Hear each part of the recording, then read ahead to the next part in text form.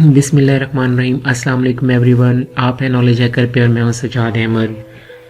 पाकिस्तान और इंडिया के दरमियान कशीदा ताल्लुकात, कशीदा सूरत हाल की बिना पर आज की वीडियो लेके आया हूं। आज की वीडियो बहुत ज़्यादा इंपॉर्टेंट होने वाली है और इंशाल्लाह अगर आप ये वीडियो कंप्लीट देख लेंगे तो आप लोग जो है जंग के हवाले से कोई भी क्वेश्चन आपके माइंड में बाकी नहीं रहेगा।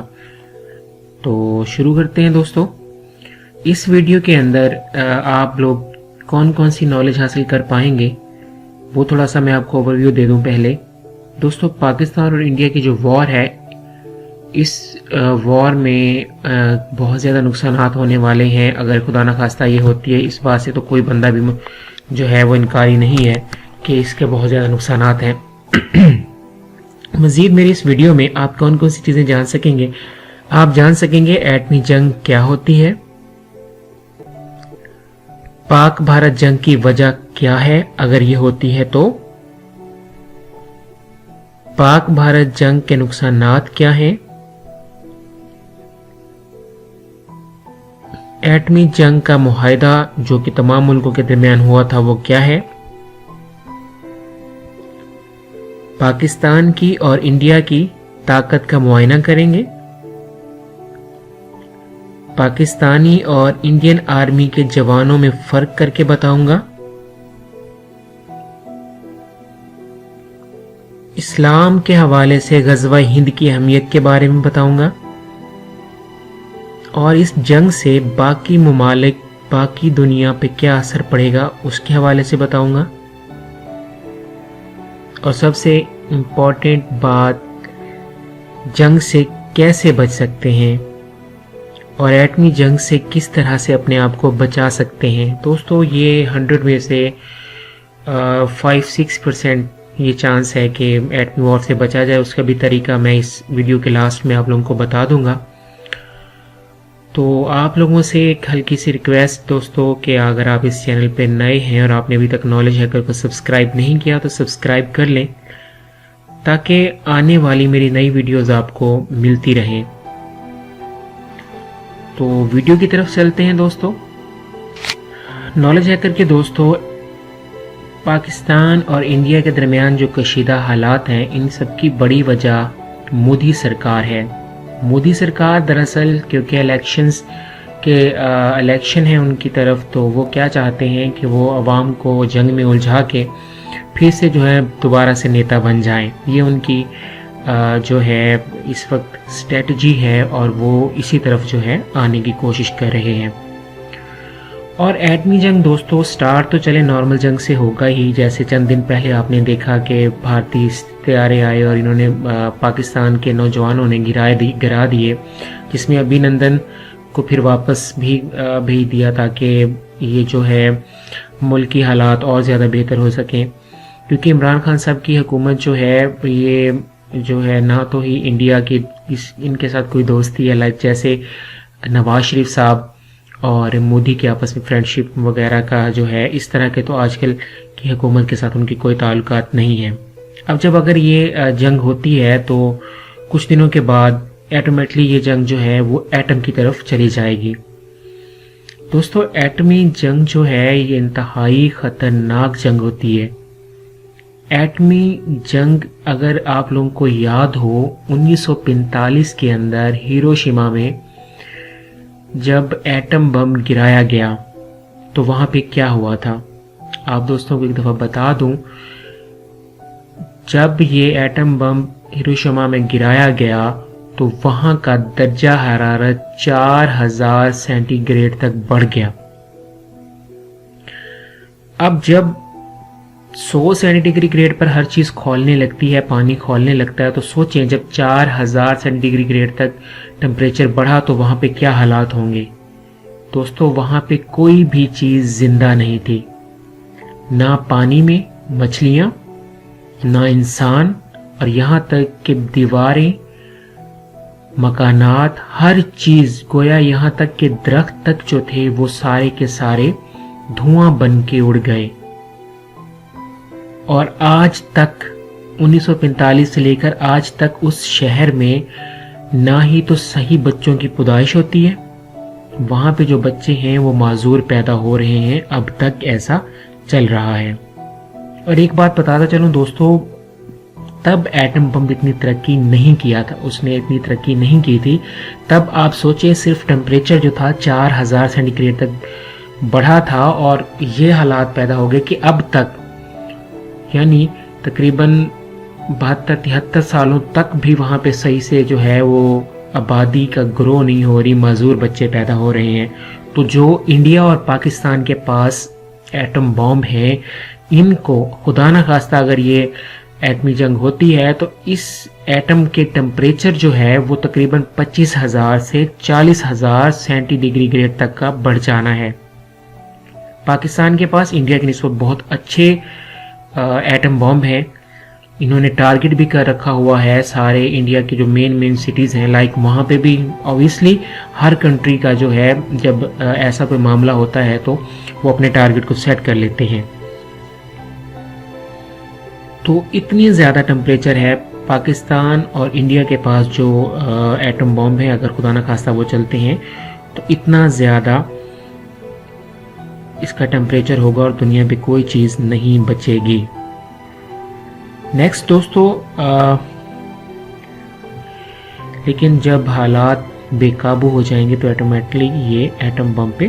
چلی جائے گی، اور اس کے بعد کیا ہوگا؟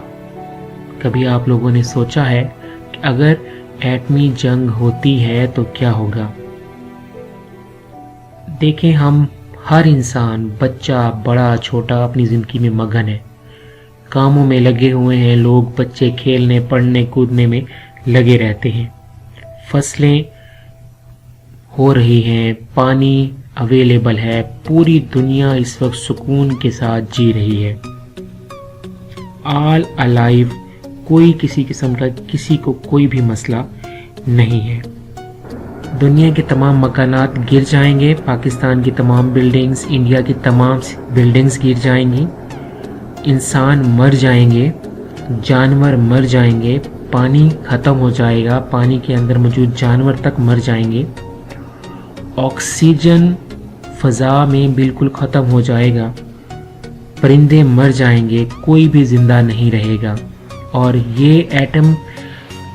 جب ایٹم بم پھٹتا ہے تو جو دھواں اٹھتا ہے وہ پوری فضا کو اپنے قبضے میں لے لیتا ہے، اور اس کے اندر اس طرح کہ وہ ایٹمز ہوتے ہیں جو کہ اگر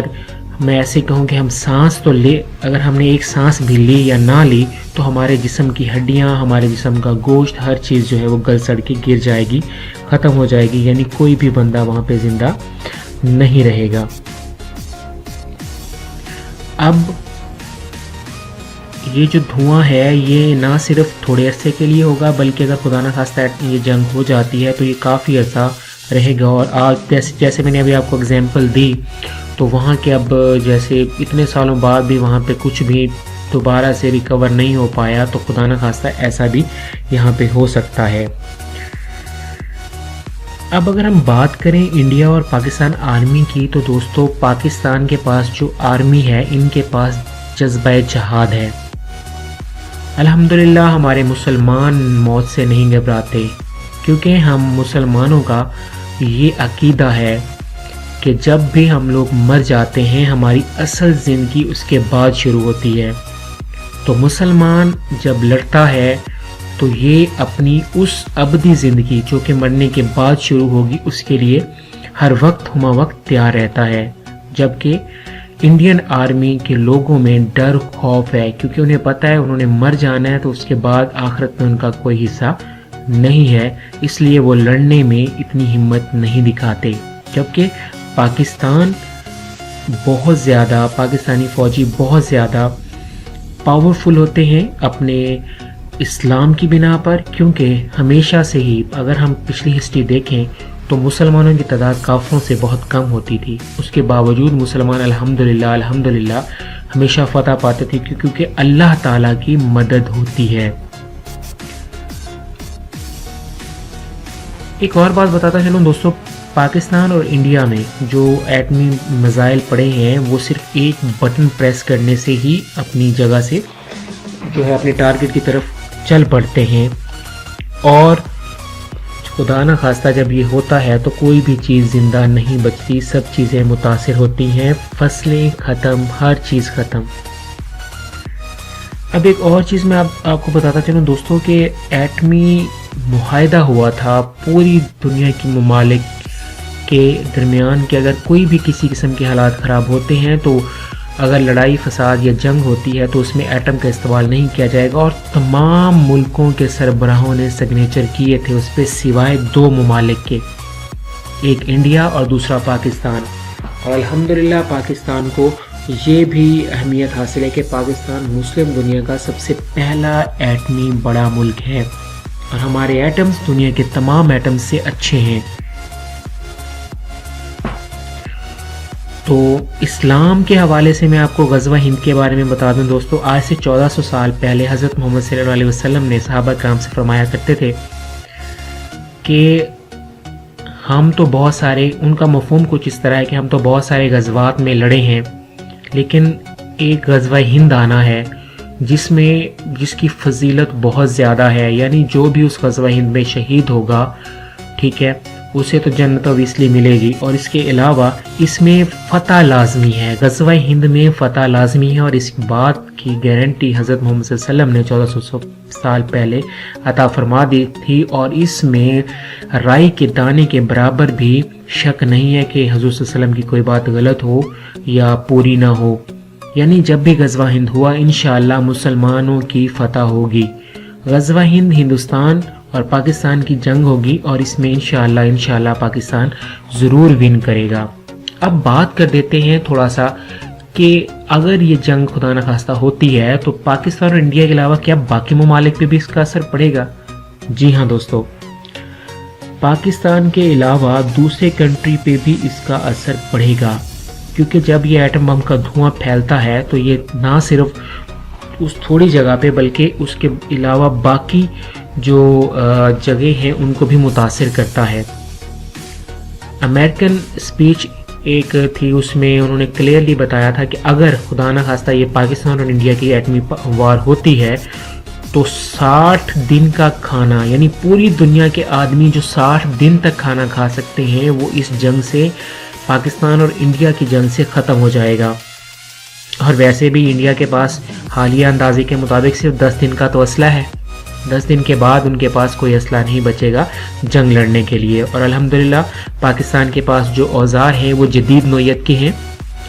پاکستان کے اندر جو اوزار ہیں وہ 100% جدید نوعیت کے اور اچھے ہیں، جبکہ انڈیا کے اندر جو اوزار ہیں،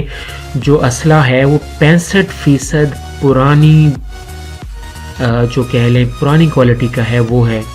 جو پتہ نہیں چلے گا بھی یا نہیں۔ اور ویسے بھی ہم مسلمانوں پہ اللہ تعالیٰ کی خاص رحمت ہوتی ہے اور اللہ تعالیٰ کی خاص مدد ہوتی ہے۔ تو میں بتا رہا تھا کہ اگر یہ جنگ ہوتی ہے تو دنیا کے بہت سارے ممالک متاثر ہوں گے اس سے، اس لیے تو ممالک اکثر کوشش کرتے ہیں کہ ایٹم وار نہ ہو، جبکہ مودی سرکار تو صرف الیکشن جیتنے کے جنون میں بس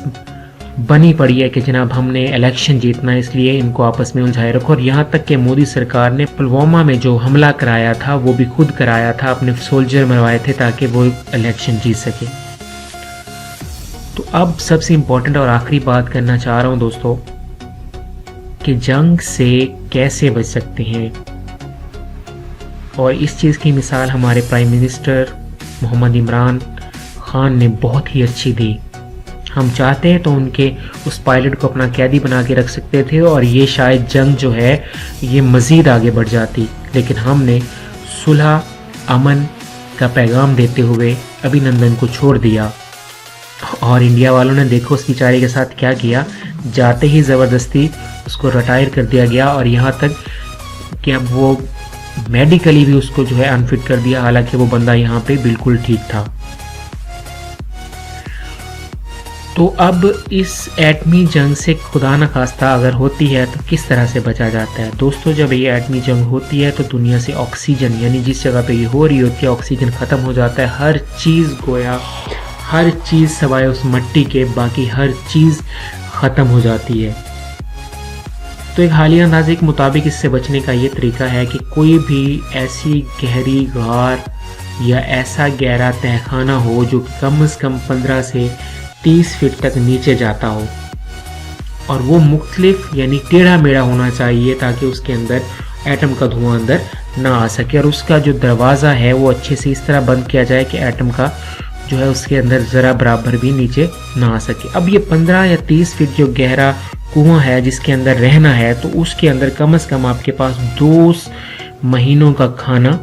और 2 महीनों का ऑक्सीजन सिलेंडर्स मौजूद होने चाहिए, और 1 अदद रेडियो लाजमी होना चाहिए। अब आप सोच रहे होंगे रेडियो का क्या काम है? जब एटम वॉर्स होती है तो दुनिया की सारी फ्रीक्वेंसीज, टेलीविजन, नेट, हर चीज़ ख़त्म हो जाती है, लेकिन सिर्फ रेडियो फ्रीक्वेंसी बाकी होती है। और रेडियो का होना इसलिए ज़रूरी है कि आपको जंग के हालात के बारे में भी पता चलता रहता है। तो इस तरह ये तमाम चीज़ें आपके पास मौजूद होंगी, और जब 2 महीने 30-35 दिन गुजर जाएंगे तो आप रेडियो फ्रीक्वेंसी से, क्योंकि फिर हालात का क्लियर पता चल जाता है, न्यूज़ आ जाती है, तो फिर आप बाहर निकल सकते हैं। लेकिन उसके बाद भी ये गारंटी नहीं है कि वहाँ पे कुछ मौजूद होगा या क्या हम वाकई में उससे बच सकेंगे या नहीं। अब अगर पाकिस्तान में मजबूती की बात करें तो दोस्तों, पाकिस्तान दुनिया का वाहिद पहला मुस्लिम मुल्क है जो एटमी ताकत रखता है। इस्लामी नुक्ता नज़र से बता चुका हूँ कि गज़वा हिंद की अहमियत बहुत ज़्यादा है, यहाँ तक कि सहाबा कराम ने भी हज़रत सल्लम से फरमाया था कि या रसूलल्लाह क्या हम भी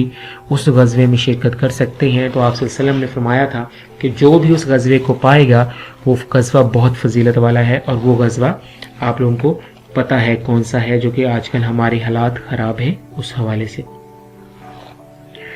मुल्क पाकिस्तान अल्लाह ताला की ख़ास देन है। कायद आज़म मोहम्मद अली जिन्ना जब लंदन में थे, मुसलमानों से खफा होकर, नाराज़ होकर लंदन में चले गए थे, तब हज़ूर अकरम सल्लल्लाहु अलैहि वसल्लम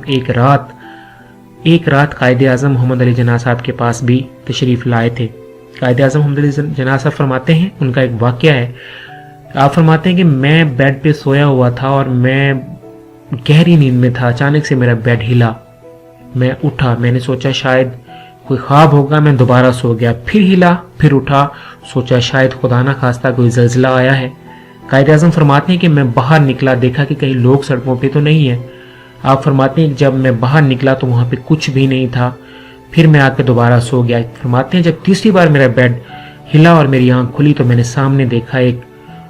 बहुत ही अजीम, बहुत ही प्यारी शख्सियत तशरीफ़ फरमा है। आप फरमाते हैं कि मैं क्योंकि लंदन में था, वहां के लोग अंग्रेजी बोलते थे, तो मैंने अंग्रेजी में पूछा हु आर यू? उस अजीम शख्सियत ने फरमाया I am your profit Mohammad सल्लल्लाहु अलैहि वसल्लम। कायद आज़म मोहम्मद अली जिन्ना फरमाते हैं कि मेरे जिस्म पे कपकपी तारी होगी और मैंने पूछा या रसूलल्लाह, इंग्लिश में ही बात फरमाई कि या रसूलल्लाह आप यहाँ पे, तो आप सल्लल्लाहु अलैहि वसल्लम ने फरमाया कि इंग्लिश में ही फरमाया कि जाओ जाओ और मुसलमानों की मदद करो, मैं और अल्लाह तुम्हारे साथ हैं। उसके बाद कायद आज़म मोहम्मद अली जिन्ना जब दोबारा बरसगेट में तशरीफ़ लाए, बेपनाह मेहनत के बाद ये कंट्री पाकिस्तान बना, और ये वो वाह जिसके बारे में हुज़ूर अकरम सल्लल्लाहु अलैहि वसल्लम ने खुद कायद आज़म मोहम्मद अली जिन्ना से फरमाया था।